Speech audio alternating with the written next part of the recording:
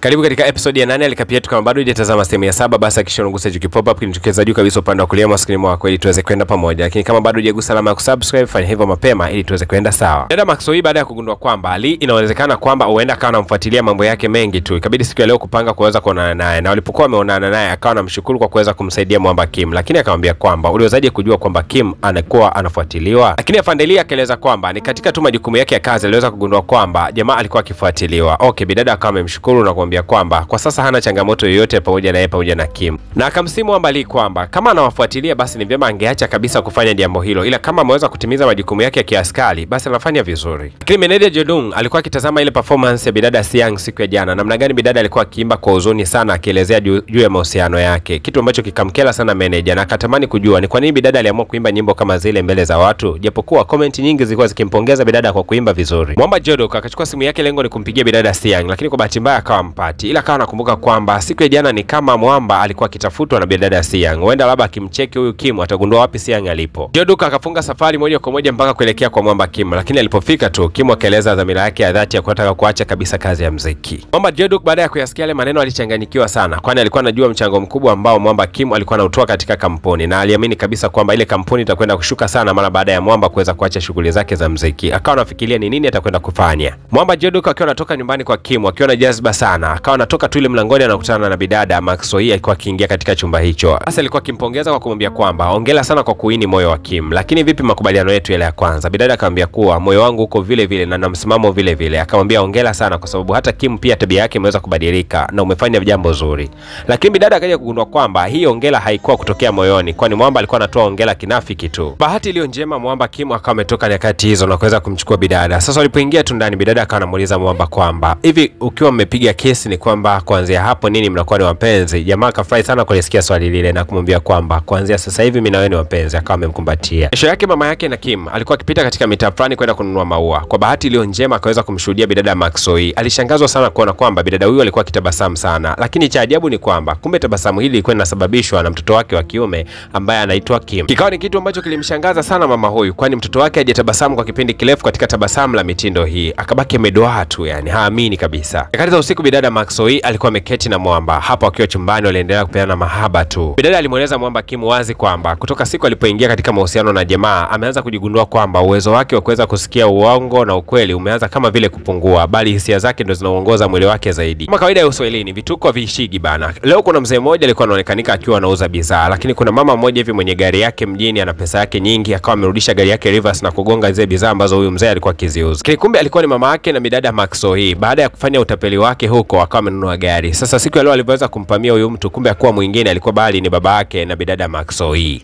Kiufupi ni kwamba utapeli wa huyu mwanamama ndio ulikuwa umemtenga babake na bidada Maxoi kuweza kuachana naye, na kutokea wakati huo yeye aliamini katika kujitafutia yeye mwenyewe, kwa anafanyaga kazi ndogo ndogo kuhakikisha kwamba anapata kipato cha uhalali. Basi leo upande wa pili bana kulikuwa kuna mazungumzo yalikuwa yanafanyika. Mwamba alikuja kugundua kwamba hawezi kabisa kumtenganisha bidada na Mwamba Kim, kwa akaamua kumueleza ukweli na kumwambia kwamba kuanzia sasa hivi nakuwa sikufuatilii tena na ndakuwa sihudhurii katika maeneo yote ambayo unashinda. Zaidi ni kwamba nitakuwa nikikusalimia tu na nahitaji urafiki wetu uweze kuendelea, japokuwa sitakuwa na hisia tena za kimapenzi pamoja na wewe. Naheshimu mahusiano yako na nampenda pia ndugu yangu Kim. Nyakati za usiku Mwamba Kim alikuwa akimsaidia bidada Maxoi kuweza kupanga nguo katika begi, lakini ghafla tu akawa amesikia mtu alikuwa anagonga hodi. Ile kwenda kutazama akagundua kwamba ni mama yake na bidada Maxoi. Basi haraka sana Mwamba kaenda kujificha kwa sababu hataki kuonekana kwa huyu mkwe kwa sababu bado hajamuoa bidada. Na mama mtu akaeleza wazi kwamba nimeweza kukutana na baba yako siku ya leo. Amevaa nguo hizo kuukuu, yani zimechakaa, lakini bado ana uzuri ule ambao nilikuwa nimeuona kabla kabisa. Nimefikiria kwamba kurukaruka kwangu kote njia kutakuwa hakuna maana, natamani kurudi kwa babako. Kamalizia kwa kumwambia kwamba siku ya kesho nataka tuambatane mimi pamoja na wewe tuelekee moja kwa moja kwenda kumtazama babako. Lakini mtoto wa kike akawa amekataa kwa sababu sasa hivi hana uwezo wa kuweza kusikia, kwa sababu hisia zake zote zimehamia kwa Mwamba Kim, kwa amejikuta uwezo wake wa kusikia kama mtu anazungumza ukweli au uongo umepotea. Sasa hajui kama mama yake anazungumza ukweli ama anazungumza uongo, kwamba amemisi baba yake. Lakini dakika kadhaa mbele Mwamba Kim akawa ametoka chumbani na alikuwa akisikiliza mazungumzo yote yalikuwa yakizungumzwa. Akamshauri bidada kwamba ni vyema angeambatana na mama yake kwenda kumuona baba yake, ni kitu cha muhimu sana, lakini bidada akasema kwamba atakwenda yeye peke yake.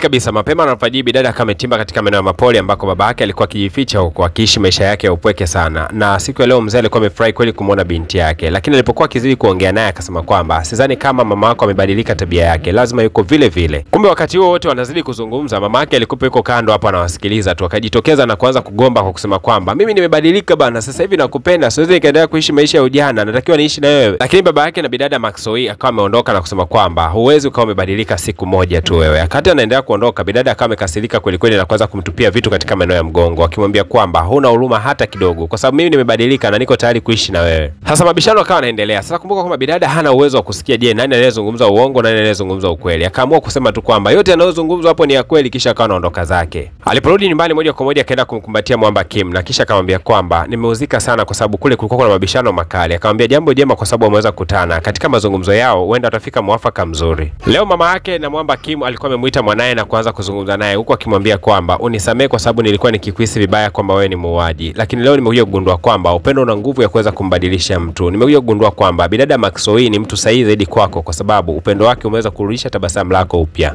Na siku leo bidada Maxoi akiwa katika ule mgawa wake anawaza sana. Babake akawa amejitokeza na kusema kwamba mama yako alikuwa amenikosea kwa sababu alikuwa na rekodi mbaya sana za uhalifu, lakini kwa sasa inaonekana amebadilika. Baada ya kuzungumza naye kwa muda mrefu nimeamua kumsamehe. Lakini walipoweza kumpigia tu mama yake simu, basi alikuwa ameongea kwa kufoka sana kwa kusema kwamba utakuwa na dakika 5 tu za kuweza kujieleza kwangu na kuhitaji tuweze kuonana, lakini baada ya hapo sitaki wewe tuweze kuonana zaidi kwa sababu jana umenitolea maneno magumu sana. Dakika sio nyingi Mwamba Kim akawa ametimba katika mitaa hiyo na moja kwa moja akamkuta huyu mzee. Ikabidi kujitambulisha na kusema kwamba mimi ni boyfriend wa mtoto wako ambaye anafahamika kama Maxoi. Mzee akawa amefurahi kweli kweli, lakini Mwamba kuishia hapo akaenda kumnunulia mzee suti na kumvisha nguo mpya kwa ajili ya mtoko wa siku ya leo kwenda kukutana na mamake Maxoi. Mzee alipokuwa amependeza kweli kweli, nyakati za usiku akawa anaelekea katika lile eneo alilokuwa amepanga kuweza kukutana. Mamake kama kawaida tabia yake bado ni kama inaendelea hivi, na siku ya leo alikuwa na appointment na mtajiri mmoja hivi, lakini mzee akapisha na kwenda kando kidogo. Alipokuwa anasikia mazungumzo anayoyaongea akawa amekasirika sana. Mzee akamtolea nyongo yule mzee na kumwambia kwamba huyu unayeongea naye ni mke wangu na siku ya leo nataka kurudiana naye mazima. Basi mwanamama akawa amekasirika kweli kweli kwa sababu huyu mzee alikuwa ni mtajiri. Akaanza kumfokea na kusema kwamba sipo tayari sasa hivi kurudiana na wewe kwa sababu nimegundua kwamba wewe unipendi. Lakini mzee akawa ametoa pete kutokea katika mfuko wake na kusema kwamba mimi bado nakupenda. Akawa anampatia, lakini mama akawa amemlamba kibao huyu mzee. Dada Maxoi hakuwa mbali na eneo hili, akabidi kumfuata mama yake hapo hapo alipokuwa na babake. Akamwambia kuwa mama, kwa nini unapenda kujitesa? Wewe si unampenda baba au unaongopa? Mama anajua wazi kabisa kwamba bidada Maxoi alichokuwa anakizungumza ni kweli kabisa. Huwa anampenda sana babake, lakini hataki kujionyesha kwamba anampenda kiasi hicho. Na ni kweli kabisa, mwisho wa siku wakawa wamekumbatiana ikiwa ni ishara ya kwamba wamerejeleana pamoja. Bidada alikuwa amefurahi kweli kweli wakati anaendesha gari anarudi nyumbani. Baada ya kufanikiwa kuwapatanisha wazazi wa bidada Maxoi, kwa mara ya kwanza Mwamba Kim akaamua kurekodi nyimbo yake huku sura yake ikiwa inaonekanika. Lakini mbaya zaidi na nzuri zaidi ni kwamba alikwenda kurekodi mpaka video, na kwa mara ya kwanza video yake iliweza kuonekanika sura yake ikiwa inaonekanika. Kutokana na sababu ya kwamba Kim video zake nyingi alikuwa haonekaniki sura, ilikuwa ni kiu ya watu wengi sana kutaka kujua sura ya Mwamba Kim inaonekana vipi. Waliposikia kwamba jamaa ametoa nyimbo na sura yake inaonekanika, basi ile video iliuza sana. Mwamba akapokea tuzo ya wimbo bora kabisa wa mwaka ndani ya nchi ya Korea nzima, lakini pia wakati anapokea tuzo hiyo ikabidi kwanza kumshukuru bidada Maxoi mbele ya hadhara kwa kusema kwamba amechangia pakubwa mimi kuweza kuonekanika siku ya leo. Na kufikia hapo tunafikia ukomo wa tamthilia yetu nzuri ambayo tulikwenda kuianza kuanzia episode ya kwanza mpaka episode ya 8 finali. Leo wadau wangu wa nguvu, ningependa kuwatambulishia movie moja hivi kali kweli kweli, huwa naipendaga kweli kweli, na hii haina recap, lakini ni movie moja kali kweli kweli ambayo ina vipande vichache tu kama 16 hivi mwanzo mpaka mwisho. Bana, hii tamthilia ni nzuri kweli kweli, itakuwa na vipande hivyo na utaipata kwa mtonyo wa shilingi 2000 tu, nitakurushia kama ukiipenda. Tangazo lake hili hapa. Lakini kumbe wakati baba la baba ameshakwisha kuingia tamaa. Ashakwisha kuingia tamaa. Mazingira ambayo alimuona nayo binti, ndugu yangu wezi amini, siku hiyo hiyo aliamua kuweza kumaliza kila kitu. Wezi amini, jamaa anafika ameshika zawadi, anasikia milio ya ajabu ajabu. 정적처럼 anasema sikutarajia jinsi nyumba ilivyokuwa na ukimya na ile sauti ya Bibi Mijuna ilivyokuwa ikitoka kwa mahaba mazito ilinifanya kutengeneza kisasi kikubwa. Japokuwa sikuwahi kumshirikisha rafiki yangu yoyote,